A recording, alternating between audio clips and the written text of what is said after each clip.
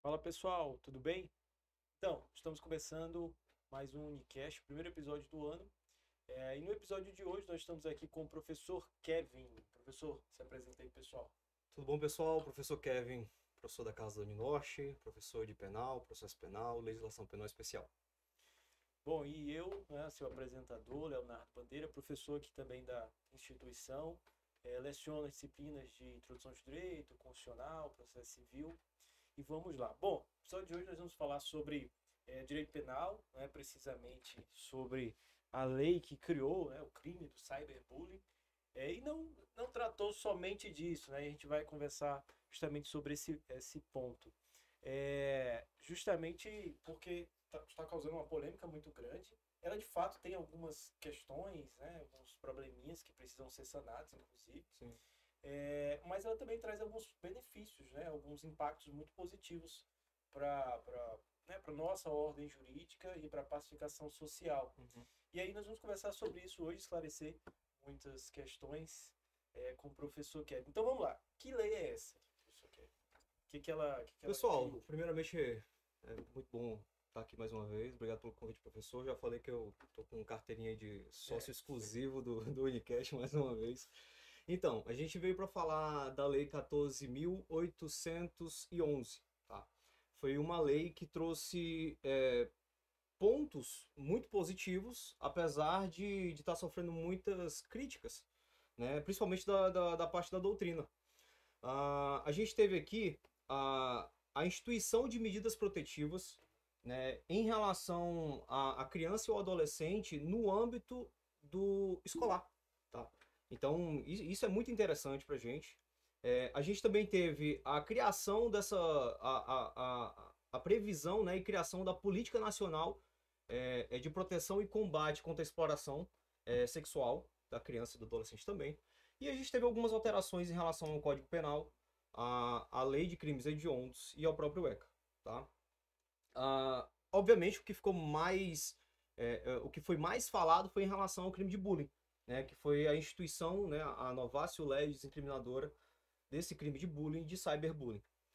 Aqui o que a gente tinha era o seguinte: existia uma lei já anterior sobre a previsão do bullying, do cyberbullying, só que não era uma previsão que não era criminalizada. A gente não tinha um crime.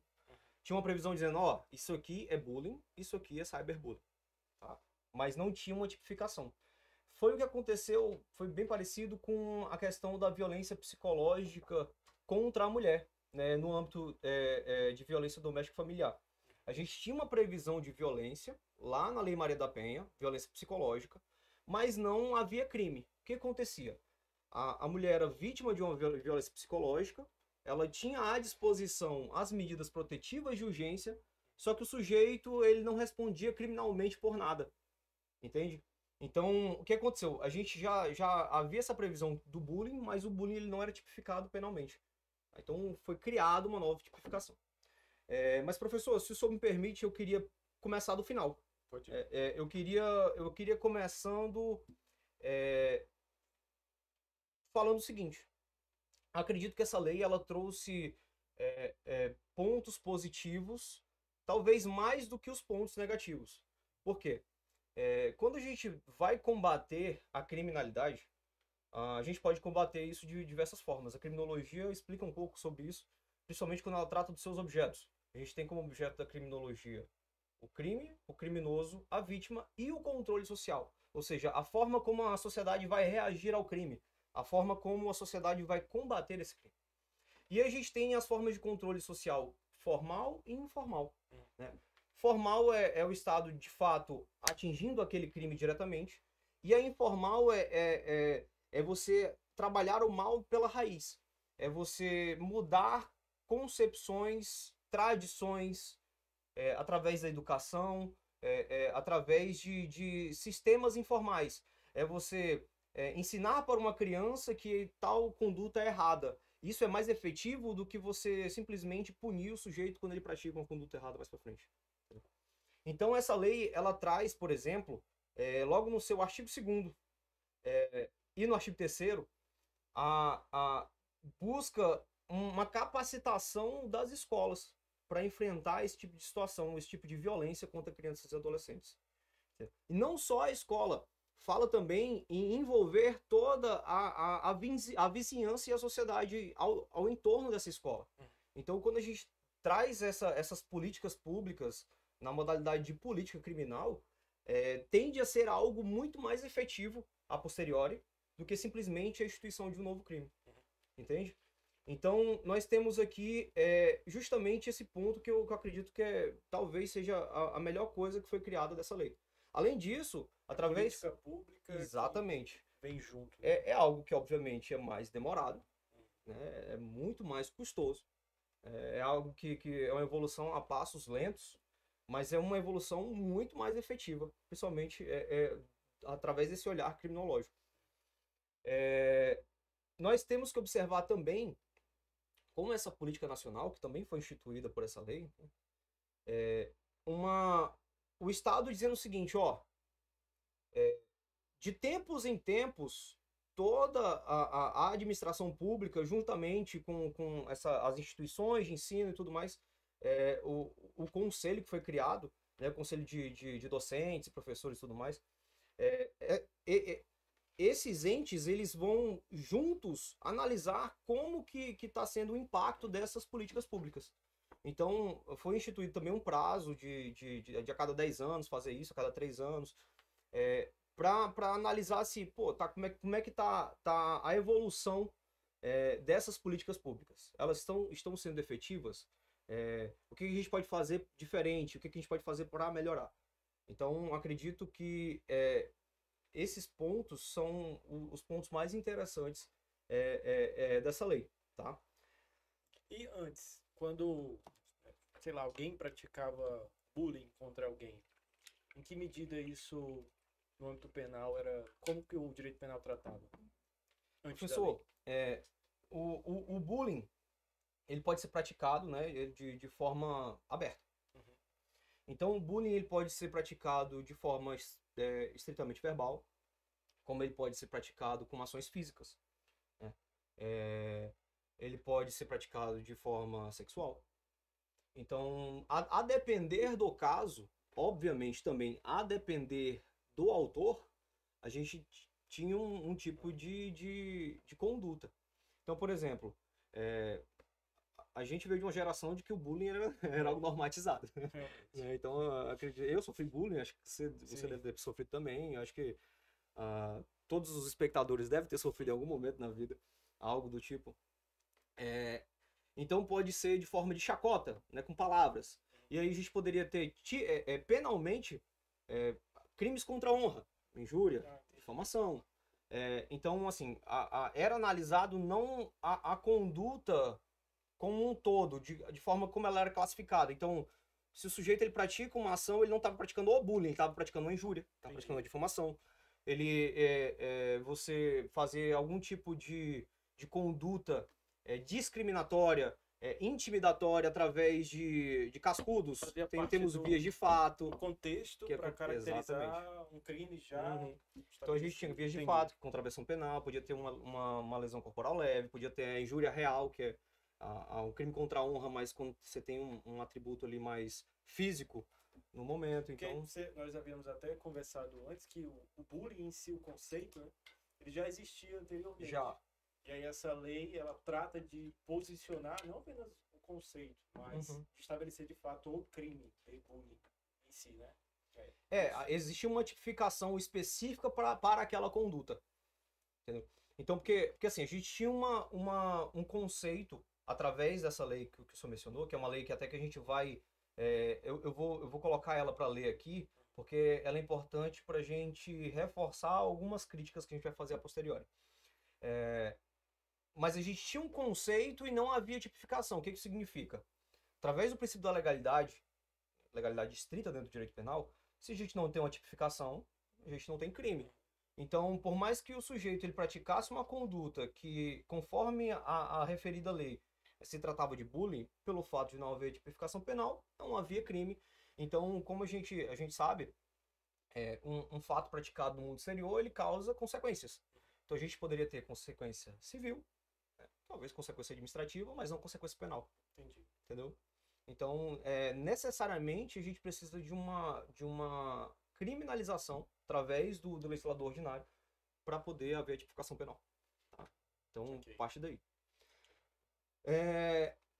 Acho que a gente pode entrar na parte da alteração do Código Penal. Sim, e do ECA. Esclarecer esse ponto. E também da Lei de Crimes Hediondos. A gente tem isso tudo aí. Ó, em relação à alteração do Código Penal, a gente teve a instituição do inciso 3 do parágrafo 2º-B do artigo 121, que é o homicídio. Então foi instituída uma nova causa de aumento de pena a uma qualificadora que ela é recente também, né? A qualificadora que foi acrescida através da lei conhecida por Lei Henri Borel, né? Que foi uma lei que instituiu, né, posicionamentos, né, diretrizes e para dar uma proteção maior à criança e adolescente que é vítima no âmbito doméstico familiar. Tá? É uma lei que se parece muito com a questão da Maria da Penha, só que a vítima protegida nesse caso aqui é a criança e o adolescente. Tá? Então, essa lei ela incluiu uma nova qualificadora no homicídio. Então, o homicídio passa a ser qualificado quando a gente tem vítima menor de 14 anos. E no segundo B, ele foi acrescido também para trazer causas que vão aumentar a pena quando a gente tem essa vítima menor de 14. Tá? Então aqui a pena ela é aumentada ela pode ser aumentada de 1/3, de 2/3 e agora de 2/3 também. Até então a gente tinha a causa de aumento de 1/3 se a vítima era pessoa com deficiência, né, ou com doença que implicasse algum aumento de vulnerabilidade. 2/3 seria aumentado, né, além da qualificadora de 12 a 30 anos, essa pena seria aumentada ainda de 2/3 se a gente tivesse o autor sendo ascendente, padrasto, madrasta, alguém que tivesse esse tipo de relação de cuidado com a vítima. E foi acrescido por essa lei agora, a Lei 14.811, que é aquela que a gente está tratando, quando o crime ele é praticado nas instituições de educação básica. Tenho ressalvas a esse ponto, porque é algo necessário, mas não sei se tem tanta aplicabilidade assim. Porque a gente teria que acontecer, né? Como diz aqui, ó, se o crime for praticado em instituição de educação básica, público-privado. Então, alguma dessas pessoas praticando um homicídio na escola. Entendi. Não sei se... Poderia ser aplicado a outra qualificadora, não sei, um outro caso de aumento, mas tudo bem. Tá? É algo a somar, pelo menos. Tá? A gente também tem uma alteração no parágrafo 5º do artigo 122, que é o artigo que trata do crime de instigação, induzimento, auxílio ao suicídio ou automutilação. Né? Houve uma alteração aqui no quantum do aumento do parágrafo 5º, que agora passa a ser em dobro, e foi acrescido um sujeito. Tá? A gente tinha antes uma causa de aumento menor em relação ao líder ou coordenador de grupo, comunidade ou de rede virtual, ou por esses responsável. Então, assim, se o sujeito ele era coordenador ou líder desse grupo virtual, no qual fosse praticado essa conduta de induzir, instigar ou auxiliar alguém ao suicídio ou automutilação, havia uma causa de aumento de pena. Essa pena ela foi aumentada para o dobro e colocou-se também o administrador como possível sujeito ativo aqui para essa causa de aumento. Então também também é positivo. E aí a gente chega então no famoso crime de bullying agora. Eu vou fazer a leitura do dispositivo e a gente vai bater, vai tratar das regras gerais da tipificação. Tá? A gente tem aqui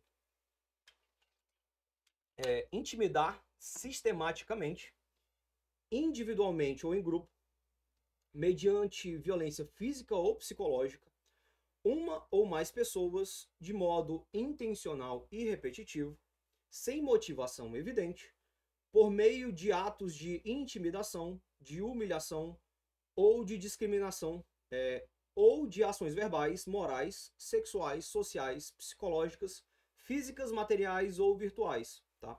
Pena de multa de conduta, se a conduta não constitui crime mais grave. Aqui a gente tem uma cláusula de subsidiariedade expressa, né? Um soldado de reserva, que o negócio vai ser crime de bullying se a conduta não for mais grave. Então, por exemplo, se eu estou praticando um bullying, mas eu pratico um bullying te socando, provavelmente você vai ficar, né, vai ficar com hematoma, você vai ser vítima de uma lesão corporal, então essa lesão corporal ela tem uma pena maior, você vai estar, eu vou responder por lesão corporal e não por bullying. Entendeu? Tá. O ponto mais interessante que a gente tem do crime de bullying aqui é em relação a... São dois, na verdade, né? Sem motivo evidente, ou seja, eu não preciso estar motivado por alguma coisa específica. Pode ser só pelo simples fato de intimidar, de humilhar, de sentir esse prazer em fazer isso. E a outra coisa seria o repetitivo. Isso traz pra gente o seguinte: a gente tem aqui um crime habitual. O que significa? A prática de uma conduta isolada, ela não causa tipificação desse crime. Ela pode caracterizar outra coisa, né? Outra coisa também, mas não o crime de bullying. Então, para ter o crime de bullying, é necessário que seja uma prática reiterada, repetitiva. Então, vai funcionar. O sujeito vai praticar uma, duas, três, quarta conduta, por exemplo, é o suficiente para a gente ter a adequação típica do crime de bullying. Então, o sujeito ele pratica uma conduta de humilhação, ele pratica outra de excluindo a pessoa do meio social, ele vai praticando condutas ao ponto que surge a consumação desse delito. Interessante. Tá? Vai de encontro realmente com as características do bullying, né? De fato. A gente vai chegar nas críticas, já tem muitas aqui. E aí, no parágrafo único, a gente teve a instituição do cyberbullying, né? Que é quando essas condutas são praticadas através dos meios virtuais. Tá? E aí a gente sai de uma pena de multa para uma pena de reclusão de 2 a 4 anos. Tá? Então já fica algo bem mais grave. Também temos cláusula de reserva se a conduta ela não é tipificada em um crime mais grave. Dito isto, vamos para as alterações do ECA. A gente também teve uma alteração, uma inserção de um novo dispositivo, que foi o artigo 59A, que é um artigo bem interessante que fala sobre a questão das políticas públicas que a gente tem. São diretrizes para as instituições de ensino, coisas que elas devem fazer. Por exemplo, as instituições que são fomentadas por recursos públicos agora, quando elas trabalham com crianças e adolescentes, elas têm que ter, de forma atualizada, certidões de antecedentes criminais. Então, é o Estado impondo ao Estado, né, o Legislativo impondo ao Executivo, ó, faz isso aqui, que talvez isso ajude a gente a diminuir a criminalidade. Então, são políticas públicas bem interessantes. Tá? A gente também tem alterações na parte criminal do ECA. A gente tem uma modificação no artigo 240, mais precisamente no parágrafo 1º, onde é acrescido também uma conduta que é equiparada à questão da produção de material de pornografia infantil.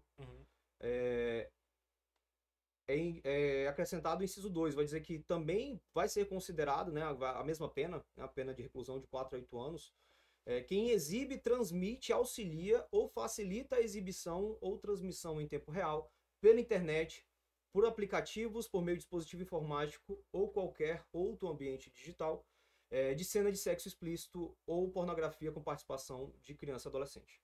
Então, por mais que não seja o sujeito,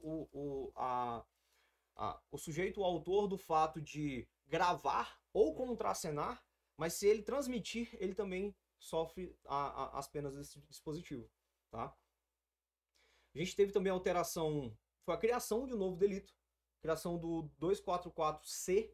Não sei se o senhor professor já tinha ouvido falar desse novo dispositivo também, que é deixar o pai, a mãe ou responsável legal, de forma dolosa, de comunicar à autoridade pública o desaparecimento da criança ou adolescente.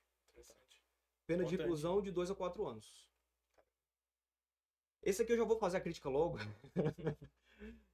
Porque é o seguinte, a gente está falando aqui de um crime omissivo próprio, que é o autor deixar de fazer alguma coisa. E aí logo mais o legislador ordinário fala que é de forma dolosa. Pelo amor de Deus, isso aqui os professores de direito penal e de processual penal, eles se coçam com isso. O crime omissivo explicitamente de forma dolosa, assim, é difícil da gente engolir. Mas tá, vamos continuar. A intenção foi boa. Vamos continuar. Também teve uma alteração no artigo 247, que é sobre a divulgação a gente tem no caput a divulgação de informações sigilosas de processos ou procedimentos em que criança ou adolescente está, que faz parte, né? E no parágrafo único, no parágrafo primeiro, perdão, a gente teve uma alteração em relação a pessoas que divulgam imagens de crianças ou adolescentes praticando ou sendo vítima de atos ilícitos, né? Seria o ato infracional, né? Ou sendo vítima nesse caso. Não pode haver divulgação de imagens de crianças nesse sentido, tá? E para dar mais proteção à criança ainda, houve essa tipificação. Muita coisa dessa lei. Mas a gente tá chegando nos finalmente e vai para a parte crítica, tá? Vamos para as alterações da Lei de Crimes Hediondos. A Lei de Crimes Hediondos, ela estruturalmente, ela vai tratar do seguinte: a gente tem no parágrafo, no artigo 1º, caput, crimes, os crimes hediondos em espécie. E aí seria um rol que está presente no Código Penal. E no parágrafo único, a gente tem os crimes hediondos que estão previstos em leis especiais. Tá? E aí foram acrescidos crimes ao rol dos crimes que estão previstos no Código Penal, mas também foram acrescidos crimes que estão em leis especiais, mais especificamente no ECA. A gente teve aqui como acrescidos, foi acrescidos o inciso 10, o inciso 11 e o inciso 12. No inciso 10 foi a instigação, o induzimento, instigação ao auxílio ao suicídio ou automutilação quando ele acontece pela rede mundial de computadores pela internet. Agora passa a ser crime hediondo. No inciso 11, a gente tem o sequestro ou cárcere privado contra menor de 18 anos. Tá? No inciso 12, o tráfico de pessoas quando ele é cometido contra criança ou adolescente. Então, esses foram os crimes acrescidos que estão no Código Penal. Os crimes acrescidos do parágrafo único, que estão no ECA, são os crimes do parágrafo 1º do artigo 240, que foi aquele que a gente mencionou, e também o artigo 241B do ECA, que a gente vai ler também mais para frente, porque ele está dentro da parte crítica que a gente vai mencionar. E aí, para fazer um parênteses, vamos falar para o pessoal como é que funciona a lei dos crimes hediondos. De forma breve. A hediondez é quando a gente trata de algo que é repugnante, que é vil, né, que dá repulsa. E a lei dos crimes hediondos, ela foi instituída, né? A gente teve um mandado de criminalização, que é quando o constitucional, inclusive, porque tá na Constituição, o legislador constitucional falou, legislador ordinário, você vai ser responsável o incumbido por criar uma lei e dizer para mim quais são os crimes hediondos. Mas já tô dizendo para você que tráfico, tortura e terrorismo são equiparados a hediondos. Então, é até uma crítica que eu faço em aula sobre... Só que é algo que a gente não vai entrar, obviamente, mas a gente tem o legislador constitucional dizendo pra gente que tráfico, tortura e terrorismo são hediondos, e o legislador ordinário dizendo quais são hediondos. Só que aí, esses três são considerados equiparados a hediondos e não hediondos. Se o legislador constitucional, que é o legislador constitucional, está dizendo que esses aqui são hediondos, ele seria um super hediondo, na verdade. Até porque para alterar só com emenda. Enfim. E aí a gente tem o seguinte: o legislador ordinário diz pra gente quais são os crimes hediondos. E aí já vamos começar nas críticas, vou começar por aqui, depois eu vou pro Código Penal. O legislador ordinário diz pra gente quais são os hediondos, então a gente utiliza no nosso sistema, no nosso ordenamento jurídico, o sistema legal. Então, é o legislador ordinário o responsável por dizer pra gente quais são os crimes hediondos. A gente tem aí outros sistemas que seriam o sistema judicial e o sistema misto. Onde o sistema judicial, o juiz faria um juízo de valor, no caso concreto, e ele delimitaria quais seriam os crimes hediondos ou não. E no misto seria o legislador trazendo diretrizes e o juiz utilizando essas diretrizes para decidir o que seria hediondo ou não. Mas a gente utiliza no nosso ordenamento o sistema legal, o legislador ordinário é quem decide. Beleza. Olha o perigo disso. Obviamente tem críticas como os outros sistemas também têm. Mas olha aqui, antes dessa lei, a gente já tinha problemas. A gente trabalha no direito brasileiro, principalmente na seara penal, com uma hipertrofia legislativa. A gente deve estar conversando um pouquinho antes sobre. Resolver as coisas por lei. Que por instituir crime. Tô com um problema. Cria um crime. Tá acontecendo. Cara, Ou então tem algo que ocorreu na sociedade, que levantou uma comoção muito grande. E a principal crítica da lei dos hediondos para mim é essa. Os crimes, eles não são criados... Obviamente que existe todo um estudo por trás das ciências criminais para haver ou não a inclusão de um crime no rol dos hediondos, mas tem muito de comoção social, tem muito de clamor público. Então, por exemplo, e algo que justifica, o crime de favorecimento à prostituição infantil, ele foi incluído na lei dos hediondos na época da Copa do Mundo. Por quê? Vem muito estrangeiro, temos que dar mais proteção, bota como hediondo. Outro exemplo, o furto mediante uso de explosivo. O que estava acontecendo? Explosão de caixa eletrônica. Verdade. Olha uma das coisas que é uma das bizonhices legislativas que a gente tem. O roubo mediante uso de explosivo não é hediondo. Não deveria ser crime, né? Não. Mas você está equiparando explodir um caixa eletrônico com tráfico, tortura. Cara, que coloque. Mas olha a incongruência. A gente tem o furto mediante uso de explosivo como crime hediondo. O roubo, que é mais grave, não é hediondo. De fato. O roubo mediante o uso de explosivo não é hediondo. De fato. Entendeu? É esse tipo de coisa. E aí a gente tem esses tipos de bizonhice, né, legislativa aqui. Por quê? Foi acrescentado o artigo 240, parágrafo 1º, que é quem atrai o menor, né, ou quem participa da cena. Ali. E aí foi colocado o parágrafo 1º. Vamos lá para a lei. O ECA, tá. 240. A gente tem, parágrafo 1º. Incorre nas mesmas penas quem agencia, facilita, recruta, coage, de qualquer modo intermedia a participação de criança ou adolescente nas cenas referidas, blá, blá, blá. Inciso 2. Quem exibe, transmite, auxilia, facilita. E aí, o que deixou de fora? O caput. O caput fala quem produz, reproduz, dirige, fotografa, filma. Então, por que você está deixando o caput de fora e colocando só esses de baixo? Realmente. Entendeu?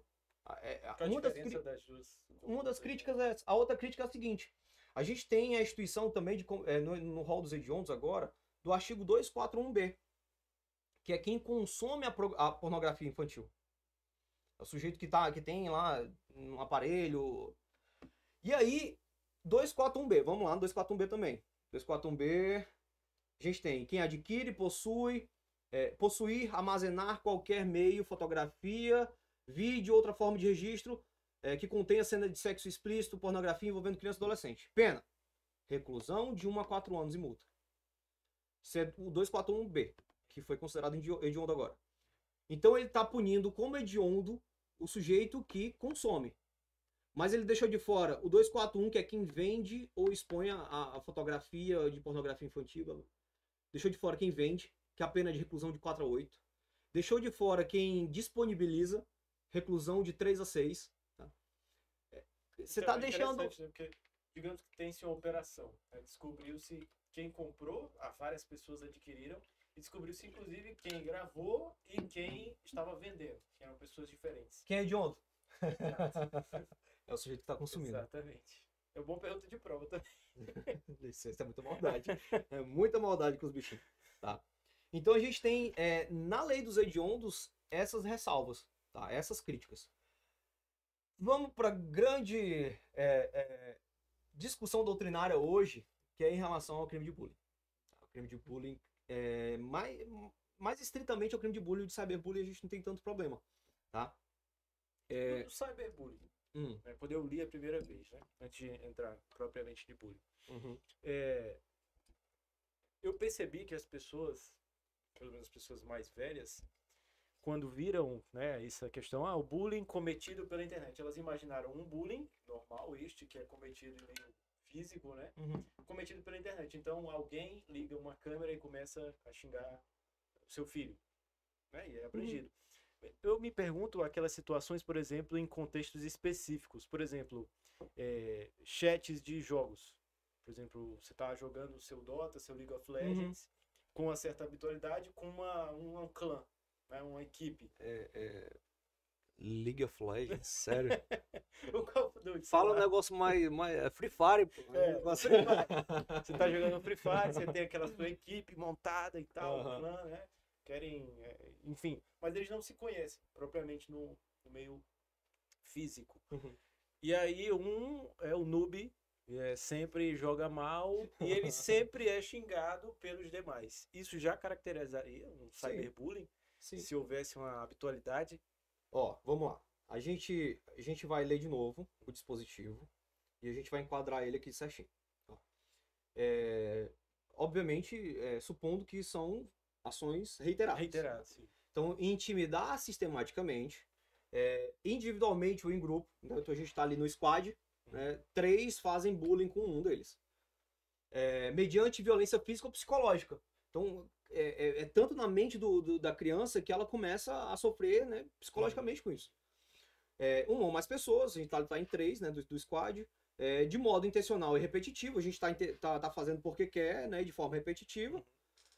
Sem motivo evidente, porque a gente tá só jogando ali e tá me fazendo raiva porque eu tô tendo que salvar essa criança toda vez, na hora de que eu tô ali jogando Free Fire, se eu cair ele não vai me levantar, esse tipo de coisa. Sem motivação evidente, então, por atos de intimidação, humilhação, discriminação ou ações verbais, morais, sexuais, sociais, psicológicas. Então, facilmente aqui a gente tem essa tipificação do bullying. E aí, quando a gente vai para o parágrafo único, que seria uma qualificadora, por quê? A gente sai de uma pena X, e passa para uma pena Y. Então, existe aqui uma alteração dos limites abstratos de pena, mínimo e máximo. Como a gente sai de uma pena X, que é a pena de multa, para uma pena de reclusão de 2 a 4, a gente tem uma qualificadora que seria a natureza jurídica desse dispositivo. Então, no parágrafo único a gente tem: se aquela conduta lá de intimidar sistematicamente, se ela for praticada por meio de rede de computadores, de rede social, de aplicativos, de jogos online, ou por qualquer outro meio digital ou transmitido em tempo real, a gente vai ter essa pena maior. Então, facilmente, nesse exemplo que o senhor criou, a gente teria o cyberbullying. A gente sai da pena de multa para uma pena bem mais alta aí. De uma pena irrisória para uma pena... Ele é muito interessante. O legislador tratando de um contexto específico que não era protegido, era praticamente... Sim. Ele pegou, e aí vamos lá. A gente usou como base para tratar dessa lei o seguinte: foram instituídas formas de violência, e essas formas de violência elas são baseadas em 3 dispositivos legais. É a lei 14.344, que é a lei Henri Borel, que vai dizer pra gente o que é a violência contra a criança e adolescente. A lei 13.431, tá? Que é a lei que vai estabelecer o sistema de garantia de direitos da criança e do adolescente, vítima ou testemunha de violência. E é uma lei bem interessante, porque é uma lei que vai falar pra gente como é que essa criança e adolescente ela tem que ser tratada quando ela é vítima ou ela é testemunha de um fato criminoso. Então, por exemplo, obviamente uma criança, quando ela presencia um crime, por exemplo, uma criança que presenciou o homicídio da própria mãe.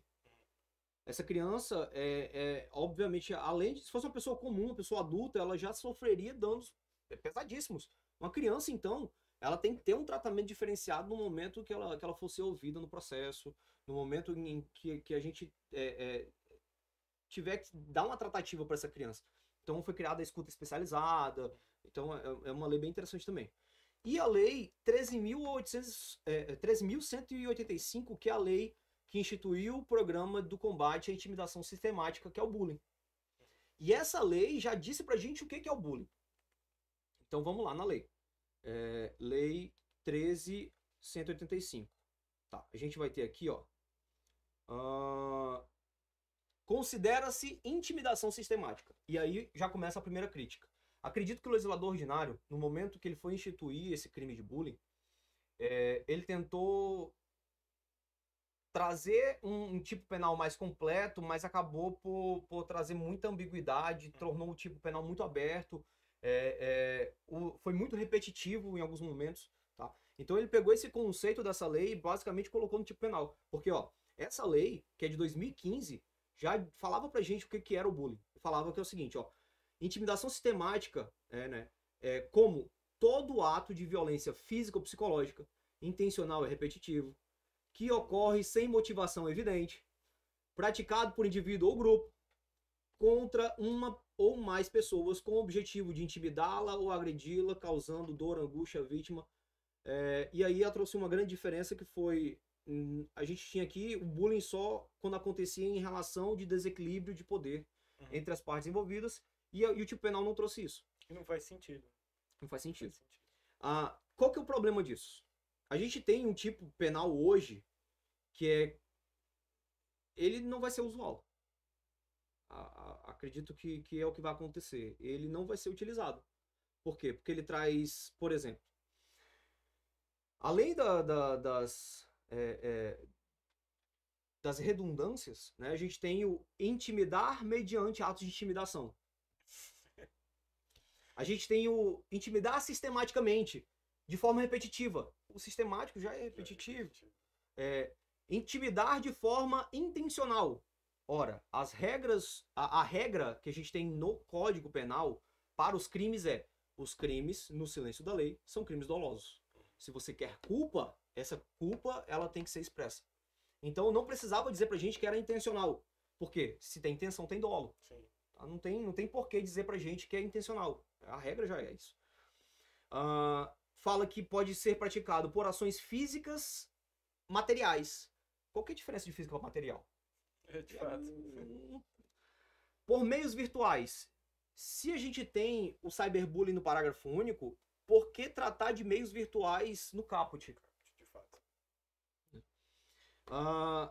A gente tem também, e esse talvez seja o mais perigoso, que exige que a conduta ela seja praticada sem motivação evidente.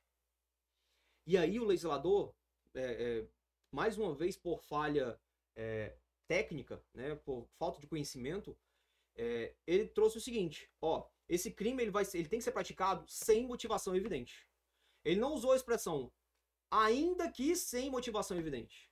Mesmo que sem motivação evidente. Não, ele usou sem motivação evidente. O que isso traz pra gente? Se houver motivação, não temos crime. Entendi. Então, se eu pratico um bullying com motivação, tô fazendo porque ele é meu desafeto. Tô fazendo porque ele roubou minha namorada. Então, eu vou praticar bullying com motivação. Fato atípico. Não tem crime. Interessantíssimo isso. Não tem crime. Entendeu? Porque a gente trabalha dentro do direito penal com uma legalidade estrita.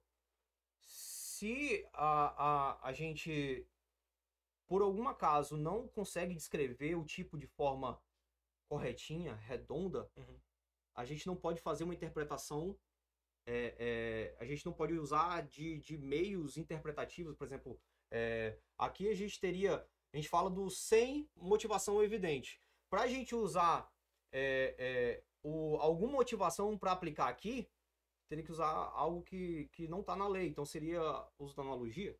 Não pode analogia em Malan Partem no direito penal, por exemplo. Entendeu? A gente também tem, tá? Não é só isso. Um grande problema aqui que é o seguinte: a pena desse dispositivo. A pena é pena de multa. Qual que é o problema? a gente tem a Lei de Introdução ao Código Penal. A Lei de Introdução ao Código Penal fala no artigo 1º que crimes são punidos com reclusão ou detenção. E ou multa. E ou multa não, e multa. Pode vir só reclusão ou detenção, ou pode vir reclusão e detenção mais multa. E a contravenção penal, ela é punida com prisão simples ou multa. O que significa? Foi instituída uma contravenção penal no Código Penal. Ah, mas, cara, isso aqui vai de encontro a muita coisa. O direito penal... A estrutura básica do Código penal brasileiro. A gente tem que fazer algumas análises críticas aqui em relação a isso. Se a gente tem a instituição de um crime que seria punido, se fosse realmente de natureza jurídica de crime, que isso ainda vai ser discutido, ele deveria ser instituído se fosse para ser punido apenas com multa. Ora, temos como um dos princípios do direito penal o princípio da intervenção mínima, o princípio da fragmentaridade. Cara, o direito penal ele busca proteger os direitos fundamentais maiores do ser humano. Vida. Então, a gente tem que usar o direito penal em último caso. É a última ratio. Talvez não devesse ser o direito penal o responsável para dar essa proteção para o bullying. Porque se for punir só com pena de multa, vamos lá. Se a gente for tratar com parte de implicação, geralmente o bullying ele ocorre, né, na fase da infância e da adolescência. Ou seja, os autores serão crianças ou adolescentes. Criança e adolescente não pratica crime, pratica ato infracional. Então ele não seria punido, propriamente dito, né, pelo direito penal, pelo Código Penal. Ele seria punido conforme os parâmetros, né, do ECA. Seria um ato fracional, ele sofreria medidas socioeducativas e tudo mais. E além disso, você tá expondo uma criança ou uma adolescente ao sistema de polícia e ao sistema jurídico criminal. Talvez para o combate a esse tipo de conduta, isso seja mais maléfico do que benéfico. Sim. Entende? Talvez manter só naquelas políticas que a gente tratou mais no começo do podcast seria mais eficiente no final das contas. Uhum. Né? Então a gente tem que fazer esse tipo de crítica também. Então, naquele exemplo, por exemplo, se todos os envolvidos fossem menores de idade, Ato infracional. qual a eficácia que... Nenhuma. Você está expondo crianças ao sistema de justiça, né? Você vai ter que levar para frente de juiz, a polícia vai conversar com o policial, com o delegado, tudo mais. Aliás, vamos fazer uma equiparação aqui. Equiparação não, um estudo de caso.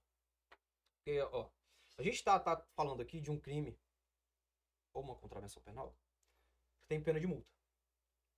O que acontece na prática? Sujeito pratica bullying. Uhum. Sujeito é maior, capaz. Uhum. Então ele é imputável.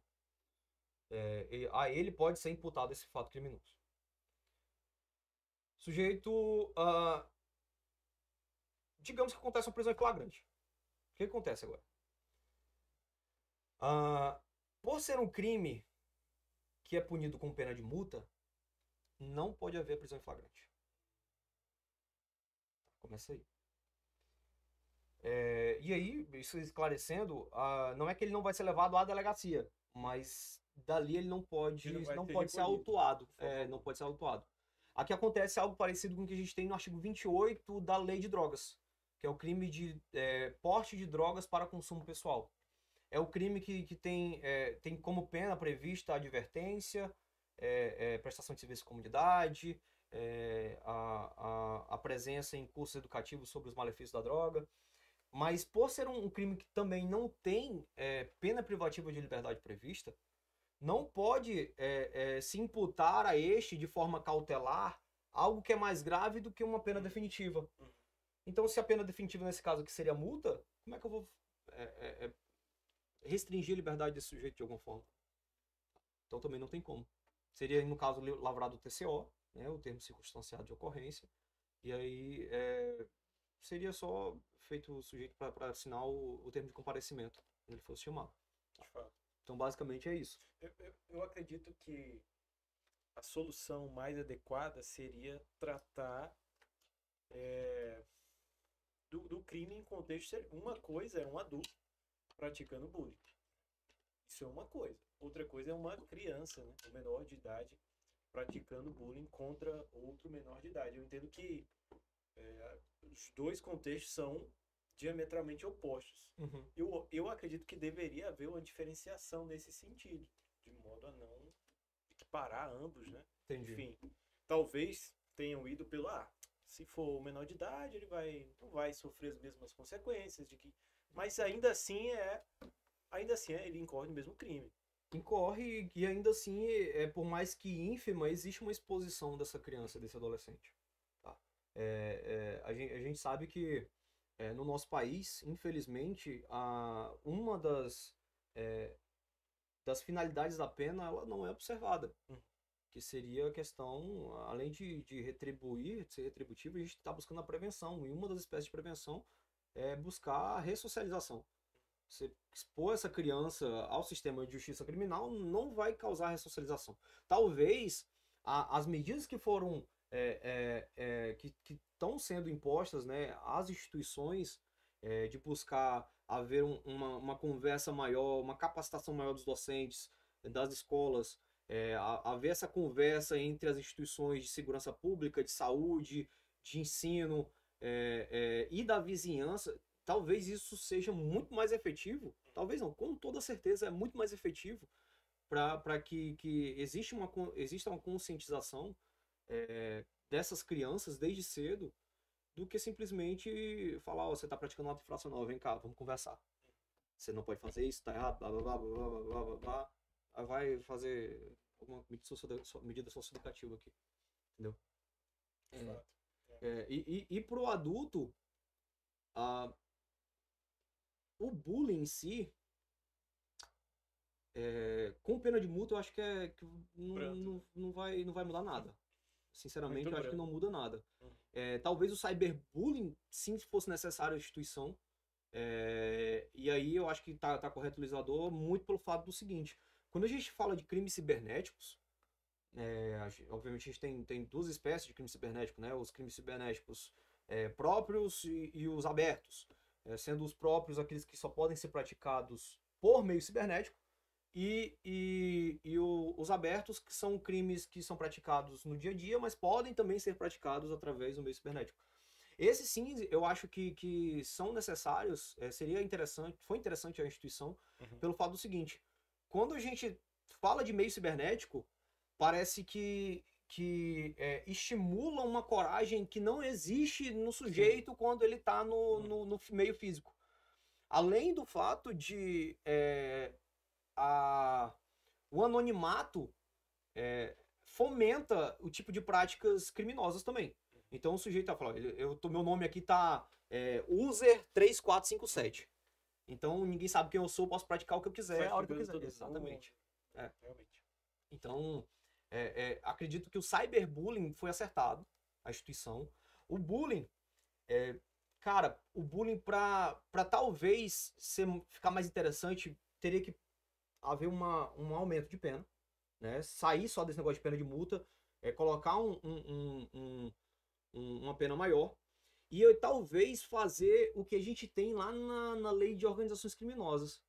Talvez ficasse mais redonda a literalidade do dispositivo. O que a lei de organizações criminosas faz? A gente tem na lei 12.850, no parágrafo 1º do artigo 1º, uma norma penal explicativa. Então, é um dispositivo que vai falar só o seguinte: considera-se organizações criminosas. A instituição de uma associação de 4 ou mais pessoas, de forma estruturada, para a prática de infrações penais, enfim. E aí, no artigo 2º, fala o seguinte, ó, quem participa, financia, não sei o quê, organização criminosa, pena de tanto a tanto. Talvez seria mais interessante aqui a mesma coisa. Vamos lá, vamos tentar devagar aqui um pouquinho sobre. Se a gente tivesse um dispositivo que falasse assim, intimidar sistematicamente, individualmente ou em grupo, mesmo que sem motivação evidente, por meio de atos de humilhação, discriminação, ações verbais, morais, sexuais, sociais, psicológicas, físicas, vírgula, ou qualquer outro ato de intimidação, 2 pontos. Tá. Pena de tanto a tanto. Parágrafo 1º. Considera-se intimidação sistemática. E aí colocava o conceito. Talvez isso ajudasse a tornar o dispositivo menos aberto. Quando a gente tem um tipo penal muito aberto desse jeito, ele perde eficácia, porque fica muito fácil da gente sair daqui. Se o sujeito contrata um bom advogado, ele consegue... Eu não sou nem da área, né? Eu já consigo visualizar diversas saídas muito interessantes. Né? Meu cliente, quando você chegar lá no interrogatório, fala o seguinte: fiz por causa disso, disso e disso. Tem motivação, já tem E aí escolhe uma motivação besta, assim, que não tem uma repercussão penal, acabou. Não tem nenhuma repercussão. Exatamente. Quanto ao crime de bullying, né? É de fato interessante. Uma aula aí para advogado. É isso. Essa é a nossa lei 14.811. Acredito que a gente conseguiu exaurir, aprofundar bastante na lei, explicar alguns pontos que, de fato, eu observei que estavam sendo objeto de muita dúvida, muita confusão, inclusive por profissionais da área, né? O que é absurdo. Quando você... preparei essa aula lendo, fazendo um estudo da lei, buscando também professores de direito penal, de direito processual penal que falam, Rogério Sanches, André Stefan, Francisco Sanini, procurei entender quais eram os posicionamentos, quais eram as críticas, o que essa lei traz de bom, tentei buscar fundamento criminológico também, porque a gente sempre tem que fazer essa correlação da criminologia com o direito penal, acho muito interessante, e tentei trazer algo para realmente exaurir o estudo dessa lei, dessas alterações. Legal. Muito bom esse episódio. É interessante esses episódios que a gente faz em podcasts aula, né? Tratando de temas específicos, bem legal. Agradeço, né, a participação do professor Kevin, certamente